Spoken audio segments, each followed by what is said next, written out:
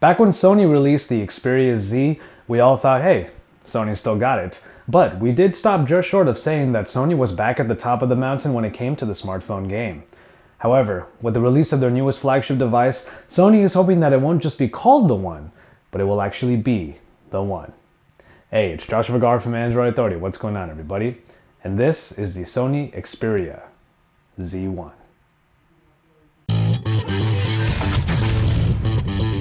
Sony has put all its cards on the table for the Xperia Z1, drawing not only from their design prowess, their media acumen, but also their pedigree in photography to create what could be one of the best phones available now. In terms of design, it's hard not to see shades of the original Xperia Z in this phone. Not only does it have the generally rigid rectangular shape with flat sides, it also retains the black slate look. With a strong metal frame encased almost entirely in glass, the front and back of this phone is completely black, leaving all of the action for the sides. We do get the Sony logo up front, while the optics of the 20.7 megapixel camera are nestled in the top left corner on the back. As has become a motif of many Xperia smartphones, the button layout is all found on the right side and is centered around a large silver metal power button. Below it here are the volume rockers and a two-stage camera button. While all of these buttons feel very sturdy and thankfully lack squishiness, especially in the very responsive camera button, their positioning might not be optimal for some. The main buttons fall perfectly where my thumb lands, which I think is great, but other people might accidentally trigger them from time to time. Above the silver power button and also directly on the other side of it are a few covers that are also common for Xperia smartphones. These cover up the SIM card slot, the SD card slot, and then the micro USB port for the purpose of water and dust resistance. I always have some reservations regarding small plastic covers because they can break off, but these seem pretty well constructed. In the hand, you realize that this phone isn't quite as rigid as the Xperia Z, and this is because the sides of the phone have been given subtle curves. Sony found the intersection when it comes to feel, allowing the Z1 to have a decisive shape while feeling pretty smooth. It is also quite heavier than the original Z at about 30 more grams, but this just gives the Z1 a more premium feel. Overall, the Z1 has a look that is becoming more and more familiar to us, but it is just unique enough this time around to be welcomingly different.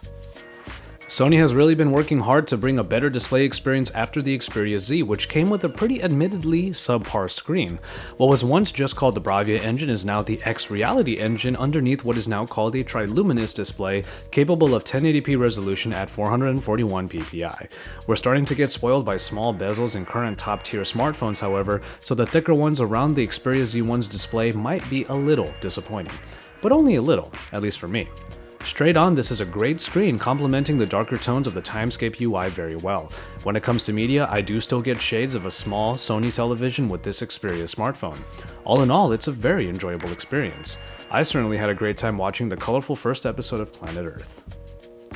I feel the need to explain that while viewing angles might not be a definitive feature of a screen, having good viewing angles is still the mark of a good screen. That being said, the angles on the Z1, while much better than the ones on the original Xperia Z, could still use some improvement. A grayish hue casts over everything when you get steep enough, but this isn't the only thing I noticed. The backlighting of the screen kind of shows up on the sides. Look at the screen at an angle and you can see a white line along the very edge of the screen. It's far from distracting, but it is one of those things that you can't stop noticing for a while after you do for the first time. The Xperia Z1 is one in a long line of new phones coming out with the next iteration of the Qualcomm processor, the powerful Snapdragon 800. Clocked in at 2.3 GHz, this processor is backed by the also updated Adreno 330 and 2 GB of RAM. The Z1 employs it quite well, keeping its high speed basically throughout, from the home screens to within apps. Some smoother transitions in the updated Timescape UI help further illustrate all of this. To be fair, Timescape is a less intensive version of Android than most, so that helps a lot. Gaming is a breeze as well, with every game in my newly acquired Humble Bundle moving along very well and without stutter. Rest assured that the Sony Xperia Z1 keeps up with the best in the smartphone game today. In the hardware department, the Xperia smartphones generally have water and dust resistance, making them capable of braving the elements. The Z1 has IP58 certification, making it able to withstand up to 30 minutes in 1 meter of water. If you're a little clumsy around your phone, it will bounce right back after a spill or a dip. While the battery might be non-removable, expandable storage is definitely a welcome addition, allowing for more than just the 16 GB built in. Call quality through the top speaker was adequate and clear, but not particularly crisp. What it did have was volume, as at full blast, the sound of the person on the other line was pretty loud and clear to others. The main speaker on the bottom of the phone is much larger than was found in previous Xperia offerings and actually translates to somewhat richer sound. Perhaps ironically, however, it does lack some volume and can be drowned out rather easily by outside noise. The Z1 comes with a large 3000 mAh battery that performs pretty well. I was able to get the battery down to about 60% in 6 hours with my personal flavor of usage. This included a couple episodes of Planet Earth, playing a couple games, shooting pictures and video, and performing benchmark tests. The battery should be able to get you through a standard workday just fine, though really heavy power users might have to keep a charging cord handy. Arguably the biggest story with the Sony Xperia Z1 is its very beefed up camera offering. It says it right next to the actual unit underneath the large G for G lens. This is a custom-made Exmor RS sensor larger than most cell phone cameras and is capable of a whopping 20.7 megapixels. The technical information will please photogs, as this camera is a wide 27mm shooter with a very good f2.0 aperture that really helps with low light shooting. Unfortunately, all of this positivity doesn't really translate to the actual app. The newest additions are some new functions made available by downloaded add-ons. These do include augmented reality, or even a social live that broadcasts to Facebook. It's a pretty simplistic and classic layout, with the right side housing the main buttons and the viewfinder taking up the appropriate amount of the screen depending on the aspect ratio. Speaking of which, setting the right aspect ratio is something you have to do in the manual mode, which also allows you to change the ISO, exposure compensation, and white balance. If you hit for the superior auto mode, it automatically picks the 16:9 aspect, which is preferred, but unfortunately brings the picture size down to 8 megapixels, which is kind of a really big bummer. For that matter, the 20 megapixel shooting is rather exclusive, as the next step down from it is a steep drop to that 8 megapixel count. All of that aside, the picture quality coming from the Z1's camera is really quite stellar.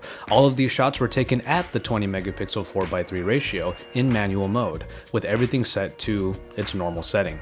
Sony proves its prowess once again with pictures that are incredibly detailed and have a great level of color vibrancy. The color reproduction is pretty accurate, and though I would venture to say it is a little on the saturated side, it is just enough to add an attractive vibrancy to pictures and not much else. A high noise reduction makes some of the darker parts of the picture lose a little detail to keep the noise level low, but it doesn't keep pictures from remaining really nice. The video quality is also very good with full HD capturing available. All in all, this is a camera that many a user will enjoy, and especially in the daylight, it is one of the best camera phones I have ever used. And now we come to software, which actually isn't all that big a story, as Sony hasn't changed a whole lot in the Timescape UI. It takes many of the tenets from stock Android: the simple home screen, app drawer, soft keys, the drop-down with some power widgets at the top, and the recent apps functionality, and overall it gives it a much darker tone. The result is an operating system that is comparably as speedy, especially as Sony's main additions are in the form of many more transitions that help make everything look even more buttery smooth. Sony's own additions make a return here, like the album, movies, and Walkman apps that bring nice media experiences. Other than that, however, the only other real additions to this otherwise classical version of Android are the small apps. These are small overlays that you can use for quick multitasking. Active Clip has been added for quick editable screenshots, along with Gmail. Ultimately, it's a nice looking UI that sits pretty squarely in the middle. There are just enough additions without going overboard, and yet it is simplistic enough without getting boring. Finally, we have the price. While the Xperia Z1 isn't quite available on US carriers just yet, we wouldn't be surprised if it was priced at least at $199 for 2-year contracts. However, currently in online retailers it is at least $750 unlocked. Sony typically offers premium pricing for their premium phones, and this is no exception. And so, there you have it. Even if it does miss in a few small places, it's hard not to like the Xperia Z1 as a whole package. The screen is still very enjoyable if not perfectly executed, the performance really doesn't disappoint, and the upgraded camera is a wonderful performer that should even please hobbyist shutterbugs. Whether or not this is Sony finally getting back to the top of the mountain remains to be seen, but personally, I think they've certainly gotten closer with the Xperia Z1. Hey everybody, thank you so much for watching and I hope you enjoyed this full review. Just remember that this is not the end of our Xperia Z1 coverage. If you haven't seen the drop test already, the link is right over there on the side, along with future links to our feature-focused videos for it. Also, don't forget to drop us a like on our videos and to subscribe if you haven't already. And when you're done with all that, head over to AndroidAuthority.com because we're your source for all things Android.